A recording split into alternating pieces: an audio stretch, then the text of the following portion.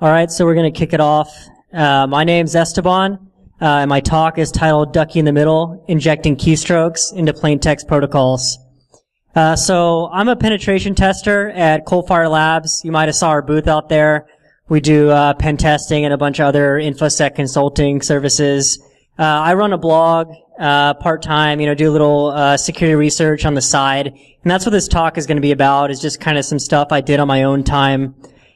Previously, I was enlisted U.S. Air Force. I also worked at Apple down in Cupertino, California. So if you're wondering what the title meant, maybe you weren't familiar, the title is a reference to the USB Rubber Ducky, which is a pen test tool. And what it does basically is you plug it into a computer and it emulates a keyboard and it will start sending keystrokes to the system. And one of the cool things you can do with that is you can open up the command prompt, put in a payload on the command line, and get a reverse shell. So kind of going in that same vein with this attack, what this is going to be talking about is taking protocols, network protocols, that by design send keystrokes to a system, and we're going to use that to do an attack similar to USB Rubber Ducky. So in order for this to work, the protocol needs to have keystrokes sent to the system, and it needs to be not encrypted. So here's an example if you've never seen a USB Rubber Ducky, basically how it works. So you have a computer unlocked, open, you plug in a USB stick, and what it will do is get recognized as a keyboard, open command prompt, type CMD, and in the command prompt you type in, a line of code. In this case, it's a Metasploit web delivery payload. So once this runs, you now have a Meterpreter shell on this system. So it's a really quick way that you can just send keystrokes to a system real quick and gain complete access to it. So when it comes to analyzing protocols, most of the work I did was just in Wireshark. So if you haven't heard of it, Wireshark is a protocol analyzer, and it can parse a bunch of different protocols. You can do live analysis on the wire, and you can also use a stored PCAP. It runs on most everything, Linux, Windows, Mac. The filters are extremely powerful, so when it comes to filtering these packet captures, you can get to what you want. And it's free. The version that's free is full featured, so it's pretty much has everything you need for analysis.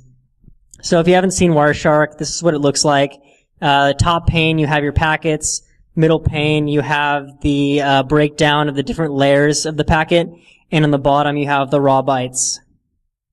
So just to cover some fundamentals that you need to know for these types of attacks. First thing, man in the middle. If you haven't heard of it, basically, normally two systems would communicate with each other directly, but when you become the man in the middle, you're basically intercepting the communication and relaying it on both sides. And you can just relay it directly, just to monitor it, or you can actually alter the contents in transit. And one of the ways that you can do this, you can spoof a host directly, or you can spoof the default gateway if routing in between different subnets. The most common way and simplest way you can do man-in-the-middle attack is with ARP spoofing. If you've taken a networking class, you might be familiar with how ARP works, but basically it resolves a layer 2 address to a layer 3 address, and when a system doesn't know the IP address, it'll go ask. But you can also send these things called gratuitous ARPs, which you're updating clients' ARP tables on your LAN even though they didn't ask. And if you send it, they'll just believe it. So the protocol by itself doesn't offer much protection. There are some network switches out there that will detect and block these types of attacks, but the protocol by itself doesn't have any mitigation against spoofing. So the basics of TCP, you might all be familiar, but the SYN-ACK, SYN, SYN-ACK, ACK. The big thing here is the sequence numbers. So these sequence numbers keep track of state. And as you send data, the sequence number will increment. And on the other side, the acknowledgement number will increment to acknowledge that the data got sent. So currently, sequence numbers are what we call pseudo-random. They're a relatively random value so that someone who's not part of the communication can't guess these numbers and start sending data pretending to be someone else. If you want to learn a little bit more about networking, I really recommend this book, Practical Packet Analysis. It'll go over the basics of TCP, using Wireshark, and kind of has some good chapters on learning how to analyze packets. So one thing I wanted to talk about was TCP Session hijacking. So that's taking over an existing established TCP session. So this is something that you shouldn't be able to do, but you can in some circumstances. If we go way back in time to the time period of Kevin Mitnick, he actually pulled off a TCP session hijack by guessing the TCP sequence number because they weren't sufficiently random, and he actually popped a shell on the box of the person who was investigating him. Now these numbers are random enough that you can't really guess them, but if you can put yourself in a man in the middle position in the network communication, you can sniff out those sequence and acknowledge numbers and start spoofing packets to the target. And one of the easy ways to get that man in the middle position is with ARP spoofing. So TCP session hijacking has been around as long as TCP has, and there's been a lot of tools, open source, that you can use to hijack a TCP session. And while you can't stop someone from hijacking your TCP session if they have man in the middle, you can effectively mitigate the negative results of that by using crypto. So if you encrypt the communication channel, even if they inject packets into the TCP session, they won't really do anything because they don't know, what the content is. And then even if it's not fully encrypted, you can use some sort of message digest or hash to protect the integrity of those packets. So last word on that. So TCP hijacking is cool, but most of the time you don't actually need to perform a TCP session hijack to have the same effect as if you did. So for example, if you were attacking Telnet, you could use TCP session hijacking to start injecting commands into an existing Telnet session. But typically it would be much easier just to sniff the Telnet credentials and then start a new session. So it's a lot more simple that way. So all the attacks that I'm going to talk about from here on out, I'm not going to use TCP session hijacking to perform them, but all of them are possible with TCP session hijacking. So the first protocol I want to talk about is VNC. It's really popular. It's similar to, Microsoft's remote desktop, as in you can take control of a system. You see the screen, move the mouse around, type on the keyboard, and have your keystrokes sent to the box. It uses this protocol called RFB, or Remote Frame Buffer, and the session isn't encrypted at all. Not the keystrokes, the screen updates, or the mouse movements. And then the way it authenticates is it uses a password, and it uses a handshake, but it's only encrypted with DES, which is a very weak and deprecated protocol. And the passwords typically are truncated to 8 characters, which means they're extremely easy to brute force. Also, on the actual VNC server, there's a file that stores the password for the VNC server, and this password too is encrypted with DES. And it doesn't even really matter that it's encrypted because all the passwords are encrypted with the same key, which is in the source code of any open source VNC client, which is this one right here. So they're effectively plaintext. So all of the security of that password depends on the security of that system. So if you have weak NTFS permissions, someone on that system can get that password. So on the wire, this is what a VNC handshake looks like. So this is a TCP stream taken out of Wireshark. And the first box, we can see the challenge, and then we can see the response from the client. This is derived from that password that both the server and the client know.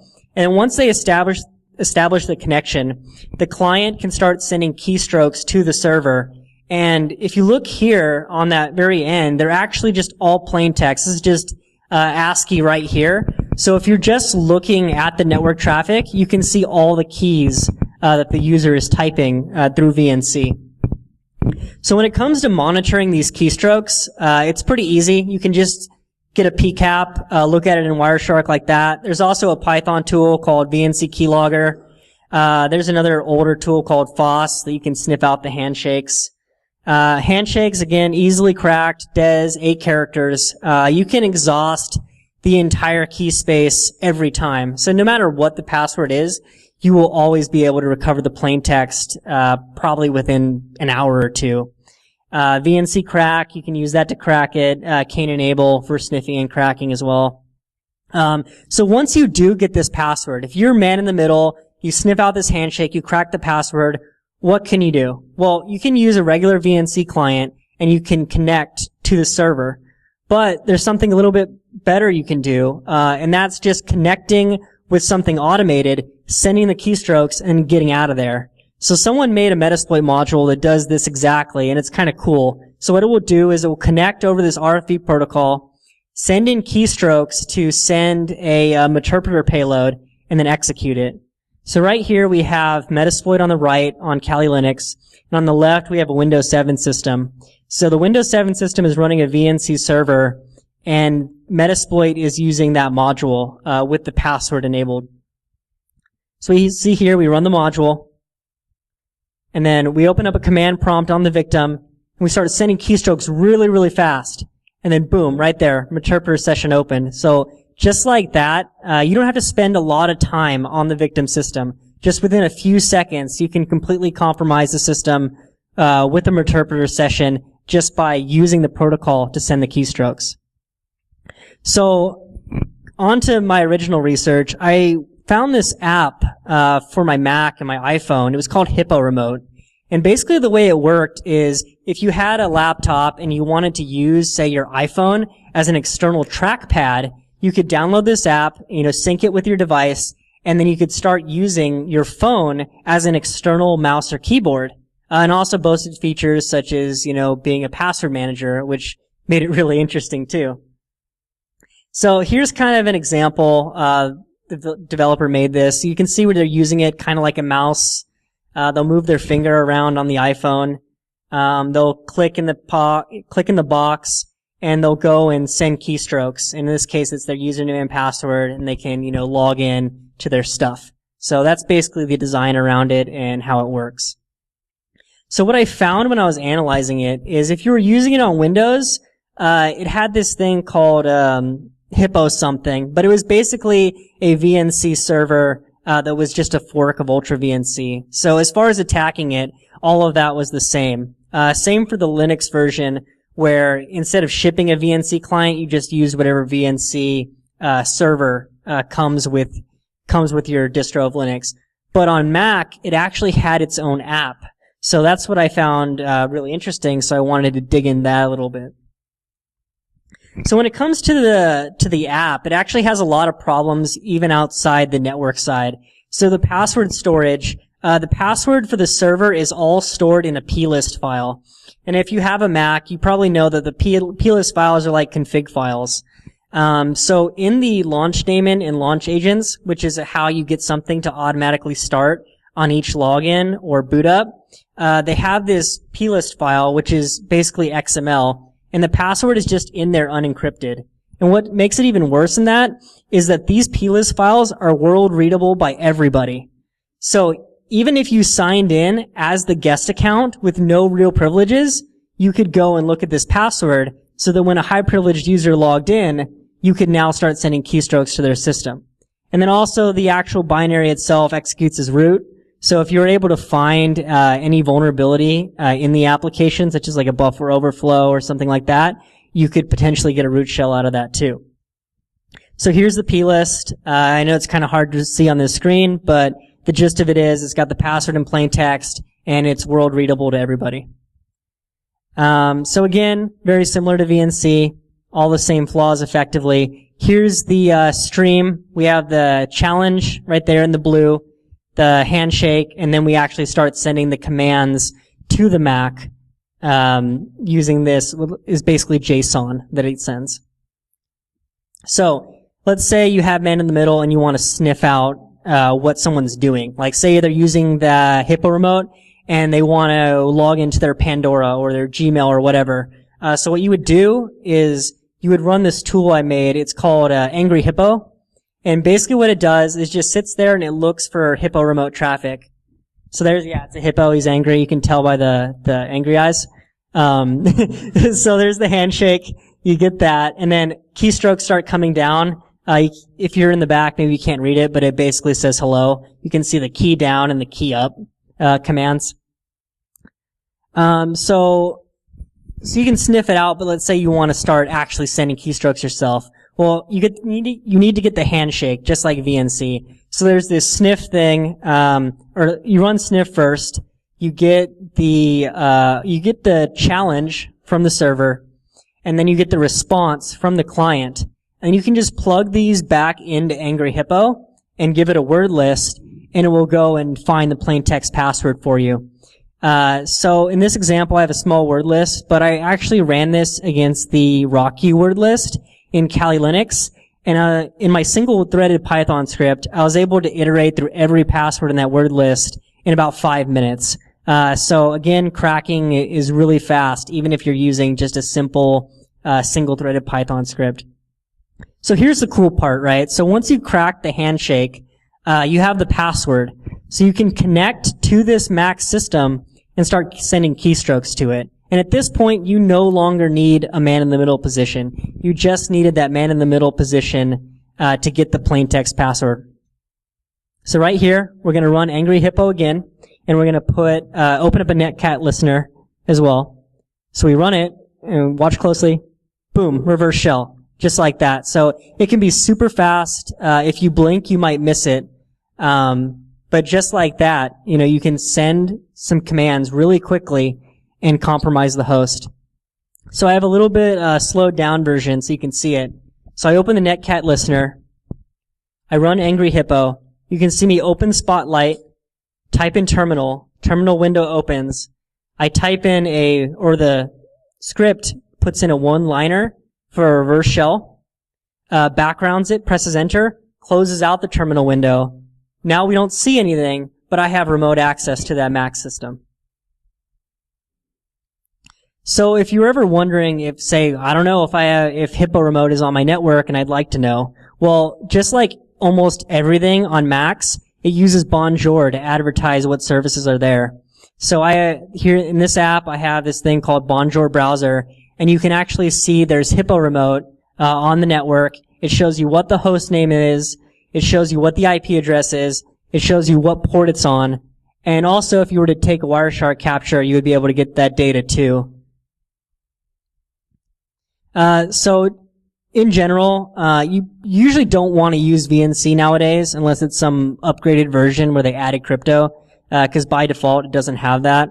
One of the things you can do if you still want to use VNC is you can create an SSH tunnel between one target and another and tunnel all your VNC traffic through there, and that will protect it. And I would just recommend not using the Hippo Connect macOS app if you do, just because it's no longer maintained and there's really no way to secure it at all. The next thing I did, as far as research, was I found this cool app. I actually really like it. It's called Synergy. And what it does is it allows you to share one mouse and keyboard across multiple different systems of various OSs. So if you had a Linux box, a Mac box, and a Windows box, you could use the same mouse and keyboard to move across all three screens and send commands to them. So when I started doing this research, there was basically two versions of the software. There was the basic edition, which didn't have any encryption, and there was the pro version that was SSL encrypted. So knowing that the basic one didn't have any encryption and people are cheap in general, I was like, okay, that's the one I'm going to look at. Now, after I did this research, they came out with Synergy 2, which uses SSL for both the basic and pro. So now if you were to buy it, you'd be relatively safe because they have encryption for both. So when it came to monitoring the keystrokes for Synergy Basic, it was just like the other ones, and it's super easy. So right here, I have 9 lines of Python, and I'm using the Scapy library. And this right here will sniff all the traffic, TCP to the default port, 24800. It'll look for the DN string, which is the key down, and it will just print out whatever character is typed. So really, that's all you need to just start sniffing out these keystrokes if they're using Synergy. So when it came to hijacking it, it was a little bit different than the other attack paths. So instead of the client authenticating to the server, you actually had the server just kind of sitting there, and you would configure the client to talk to it. So all the validation was happening on the client side, not the server side. So again, what I'm going to do here is I'm going to use Bonjour. So one of the things that Synergy has is it has this autoconfig option. And what it will do for you is it'll say, okay, I don't know where the Synergy server is, but if I find one, I'm just going to connect to that.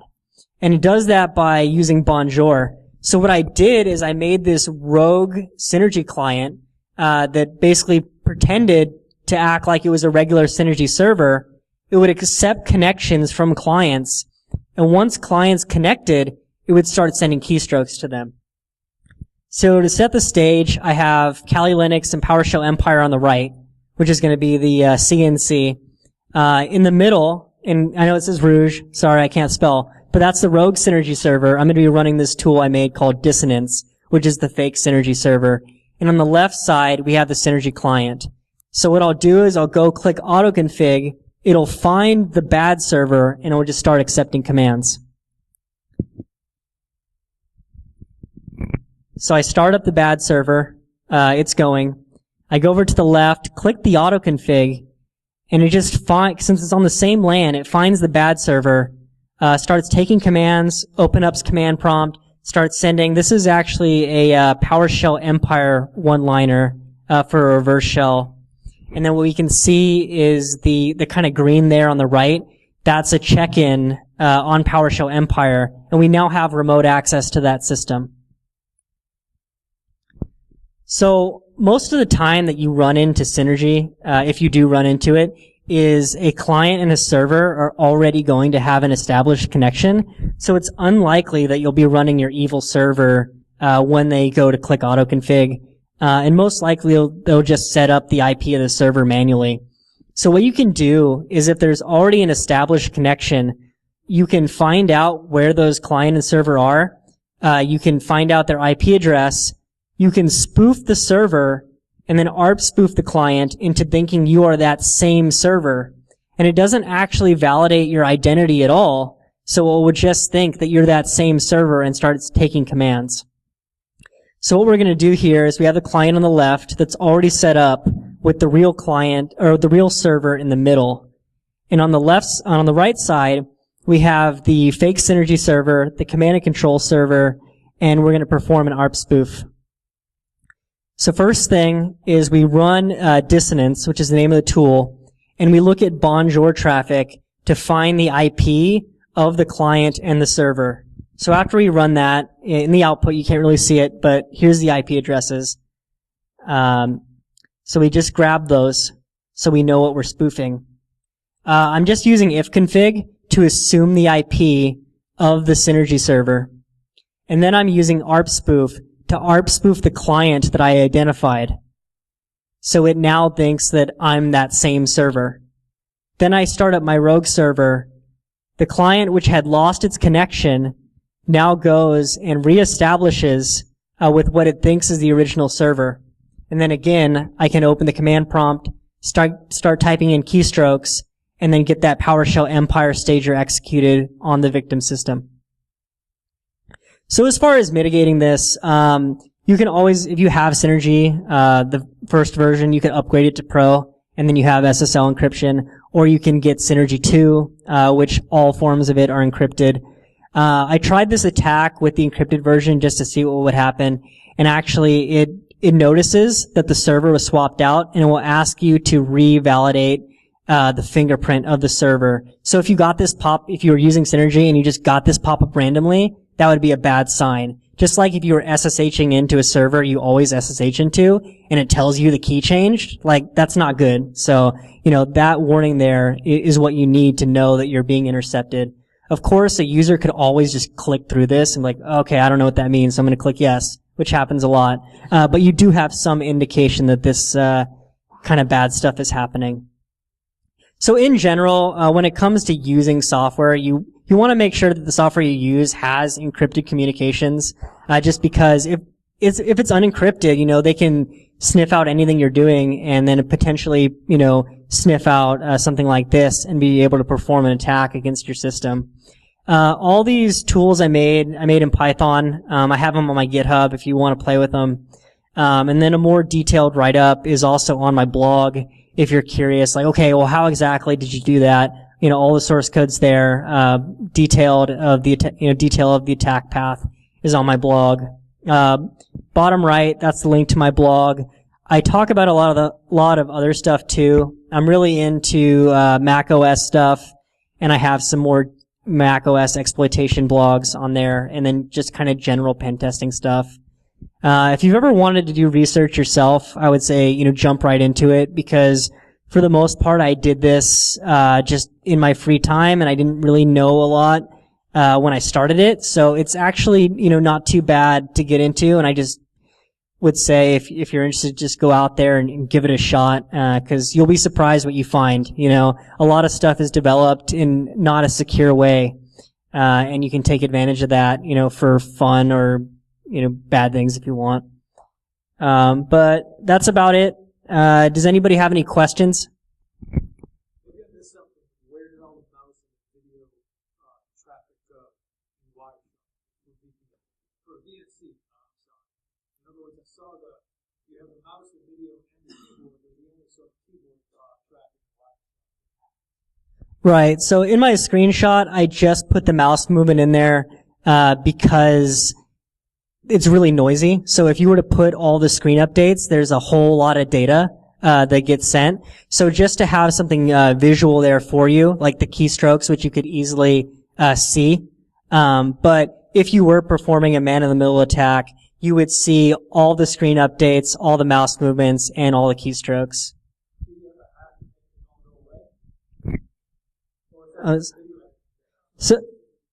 So yeah, I filtered it, and when you look at that stream, I didn't really do anything other than send keystrokes. Like,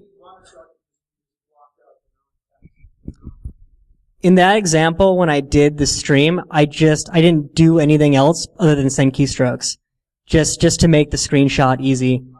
Yeah, that's right. Cool. Well, if anybody wants to ask me questions after, I'll be up here for a few minutes, and thank you for your time.